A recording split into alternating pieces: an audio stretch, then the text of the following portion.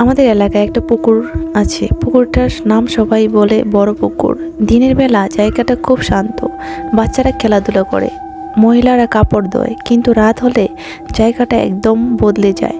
ছোটবেলা থেকেই শুনতাম এই পুকুর পার নাকি মাঝরাতে সাদা কাপড় পরা একটা মেয়ে দাঁড়িয়ে থাকে, কেউর কাছে গেলে মিলিয়ে যায়। আমি এসব বিশ্বাস করতাম না।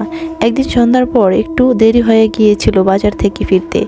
শর্টকাট বলে পুকুর পাড়ে রাস্তা ধরলাম। চারপাশ নিস্তব্ধ, শুধু ঝিঁঝিপোকা ডাকছে। হঠাৎ দেখি পুকুর পাড়ের ঘাটে কেউ দাঁড়িয়ে আছে, সাদা কাপড়, লম্বা চুল, মাথা নিচু।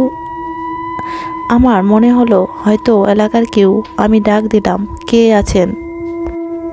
আমি দুপা এগোতেই হঠাৎ ঠান্ডা বাতাস এসে গায়ে কাঁপিয়ে দিল, আর চোখের সামনে থেকে সেই অভয়টা ধীরে ধীরে ঝাপসা হয়ে গেল। তারপর একদম নেই। আমি দৌড়ে বাড়ি চলে গেলাম। পরের দিন সাহস করে পাশের বাড়ির চাচিকে বললাম। উনি চুপ করে বললেন, তুই দেখিস, অনেকেই দেখেছে। 5 বছর আগে ওই ঘাটের এক মেয়ে ডুবে মারা গিয়েছিল। সেদিন পর থেকে আমি ওখানে রাত হলে আর কখনো যাইনি। আজও মাঝে মাঝে রাত জানালা দিয়ে তাকালে মনে হয় দূরে পুকুরে কেউ দাঁড়িয়ে আছে।